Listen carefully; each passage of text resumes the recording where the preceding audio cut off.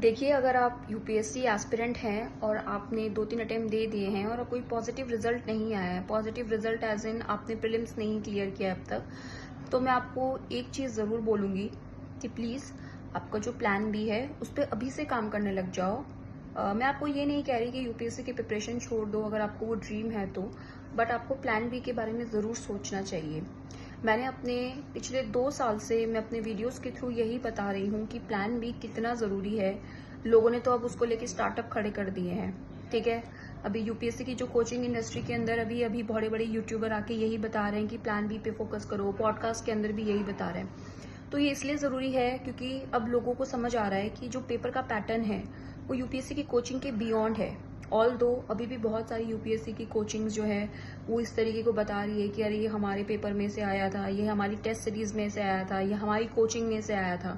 अभी वो नाटक पूरी तरीके से चल रहा है, बट एक नाटक और चलने चालू हो गया है कि स्टूडेंट के साथ सिंपैथाइज करके हम प्लान बी के बारे में बताएंगे। तो देखिए, मैंने प्लान बी पे अच्छे से फोकस किया था और ऐसा नहीं है 2 साल पहले ही फोकस किया है, कोई बहुत पुराना नहीं है। लेकिन मैं आपको वो पूरा बता सकती हूँ। मैं एक इंजीनियर थी, ठीक है, अच्छे कॉलेज से मेरा प्लेसमेंट हुआ था, एक्सेंचर में मेरा प्लेसमेंट हुआ था। उसको छोड़ के मैंने एसएसबी का इंटरव्यू दिया। वहाँ पे जब क्वालिफाई नहीं हुआ then I started preparing for civil services. उसमें भी जब चीज़ें नहीं हुई then I work in coaching institute also, ठीक है। और वहाँ से मैंने अपना स्विच किया है like for data analysis and consultant के लिए, ठीक है। तो जब इस प्रोसेस के दौरान मैं देखती हूँ तो 2 चीज़ें सामने आती है। एक कि क्या यूपीएससी की तैयारी काम में आती है, और दूसरा कि ये कितना टाइम कंज्यूमिंग है और क्या डुएबल है। तो नंबर 1, यूपीएससी की तैयारी इसमें काम आती है नहीं, इसका मैं जवाब दूंगी नहीं। आप जो भी सब्जेक्ट पढ़ते हो, हिस्ट्री, पॉलिटी, आपका ज्योग्राफी, एनवायरनमेंट, साइंस टेक, एक सब्जेक्ट भी काम नहीं आता है। क्योंकि यूपीएससी के अंदर जो सब्जेक्ट पूछे जाते हैं वो होते हैं जनरल अवेयरनेस वाले, जनरल नॉलेज वाले, ठीक है, जनरल स्टडीज जिसको हम बोलते हैं। उसका रियल लाइफ की वर्ल्ड से कोई लेना देना नहीं है except current affairs. Current affairs भी आपके लिए होते हैं आपका ओपिनियन बनाने के लिए या फिर आपको न्यूज अपडेट करने के लिए, उसके लिए होते हैं। उसके अलावा वो रियल वर्ल्ड में आपको कोई ज्यादा महत्व आपकी जिंदगी में नहीं रखता है, ठीक है। तो सिमिलरली अगर आप कोई प्रोफेशन में हो, दूसरे प्रोफेशन हो, like say you are in graphic designing, video editing, dance, yoga, कोई स्पोर्ट्स या कोई बिजनेस एनालिसिस, कंसल्टेंट या फिर Tableau, power BI analysis, software engineer, कुछ भी आप दूसरा चीज परस्यू करते हो, एआई परस्यू करते हो, तो ये चीजें काम में नहीं आएंगी। नंबर 2, क्या ये टाइम कंज्यूमिंग है? यस। करियर स्विच करना आसान नहीं होता है, सीवी पे बहुत सारा वर्क करना होता है, आपको बहुत सारे इंटरव्यूज देने होते हैं। जितना टेंशन मुझे अपनी सिविल सर्विसेज की प्रिपरेशन में नहीं थी, उतनी ज्यादा टेंशन और उतना ज्यादा ओवर थिंकिंग मैंने इस दौरान किया है, ठीक है, कि क्या होगा, मैं स्विच कर भी पाऊंगी कि नहीं कर पाऊंगी, क्योंकि मुझे अब नहीं समझ आया था। कोचिंग में तो मैं डेफिनेटली काम नहीं करने वाली थी। मुझे ये भी पता था कि मुझे कोई अब बड़ी पोजीशन पे काम भी नहीं मिलेगा, क्योंकि मैं बहुत ज्यादा आगे निकल चुकी थी, ठीक है। I am aware about everything there and people know me there कि ठीक है अभी वो मुझे नहीं प्रमोट करेंगे कभी। आई वॉज सो श्योर, ठीक है। तो टीचिंग वीचिंग सब कुछ ट्राई किया, तो मुझे पता था कि वो नहीं होगा, वहां पे तो मैं नहीं जा सकती और मैं जाना भी नहीं चाहती थी। लेकिन अभी जो प्लान भी जो मैंने सोचा है करियर स्विच का, इसके अंदर क्या मेरा प्रोसेस रहेगा, ये बड़ा ही टाइम कंज्यूमिंग था। ऐसा नहीं है कि मैंने आज सोचा और कल ही हो गया।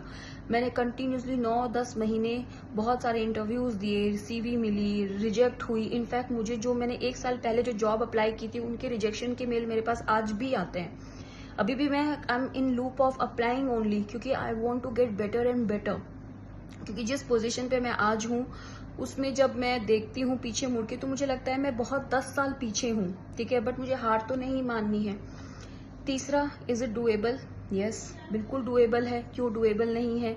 एक बात बताइए, ऐसा कौन सी बुक है या फिर ऐसा कौन सा कोई क्या ऐसा मतलब ग्रंथ है या फिर कौन सा ऐसा थॉट प्रोसेस है, विश्वास है जिसमें ये है कि नहीं डुएबल नहीं है? बिल्कुल डुएबल है। अगर आपको बहुत ज्यादा टाइम हो गया है यूपीएससी की प्रिपरेशन करते हुए और उस तरीके का मनपसंद आपको रिजल्ट नहीं मिला है, 1% रिजल्ट तो सिर्फ यही होता है ना, सिलेक्शन हो जाए। अगर नहीं मिला है तो आपको हार मानने की जरूरत नहीं है। देखिए, और कभी भी एक एग्जाम का दूसरा बैकअप कोई एग्जाम नहीं हो सकता। अगर आप सोचते हो कि यूपीएससी नहीं हुआ तो चलिए हम स्टेट की तरफ मूव करते हैं, स्टेट में भी उतना ही कंपटीशन है, क्योंकि जो यूपीएससी के एग्जाम दे रहे हैं उनको स्टेट के एग्जाम भी वो देते हैं। तो आप इसको बैकअप नहीं बना सकते हो। बैकअप होता है, बैकअप और प्लान बी का मतलब होता है कि पैसे कैसे आएंगे भाई साहब, पैसे चाहिए, जॉब चाहिए, अपॉर्चुनिटी चाहिए, वो कहाँ से आएगी। तो आपको कोई ऐसा स्किल्स फाइंड आउट करके आपको जॉब ढूंढने की जरूरत है जहाँ पे आप अर्न कर सको, जहाँ पे आपके पास अपॉर्चुनिटी हो, तो वो ज्यादा सही है। ठीक है, तो मैं आपको बस यही सजेस्ट करूंगी कि परेशान मत होइए, सब ठीक हो जाता है, सब ठीक हो जाता है। मैं बहुत सारे फेजेस से निकली हूँ एंड मेरा एक्सपीरियंस भी ठीक ठाक है लाइफ को जीने का भी और बाहर रहने का भी।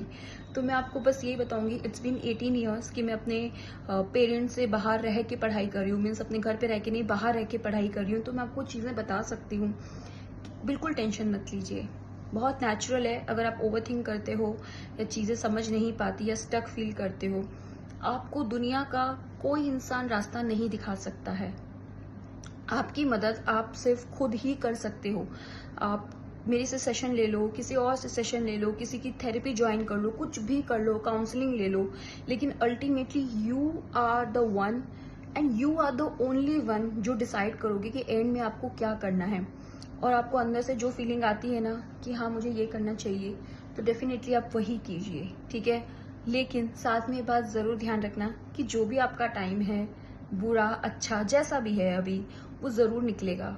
और बुरे टाइम में फंसे हुए हो तो भरोसा रखिए, किसी पे रखो ना रखो, लेकिन खुद पे जरूर भरोसा रखिए कि चीजें सही हो जाएंगी। और चीजें एंड में सही हो जाती है। मैं अगर पीछे मुड़ के भी देखती हूँ 2 साल पुराना, तो मुझे लगता है कि यार चीजें ठीक ठाक हो गई है, चीजें फेवर में वर्क करती है। अगर आप में सच में विश्वास हो, किसी में भी विश्वास, मेरा विश्वास तो भगवान में तभी बनना था जब मैं बहुत ज्यादा परेशान थी, और मेरा वो विश्वास आज भी कायम है। मुझे कभी भी लगता है मैं बहुत डाउन चली गई हूँ तो मेरा वो विश्वास बरकरार रहता है और शायद फिर चीजें मुझे मिलने लगती है। तो बिल्कुल घबराने की जरूरत नहीं है, परेशान होने की जरूरत नहीं है, आप लोग कर लोगे। ठीक है, अगर आपके पास कुछ क्वेरी हो तो you can mention in the comment section. Till then take care, bye bye.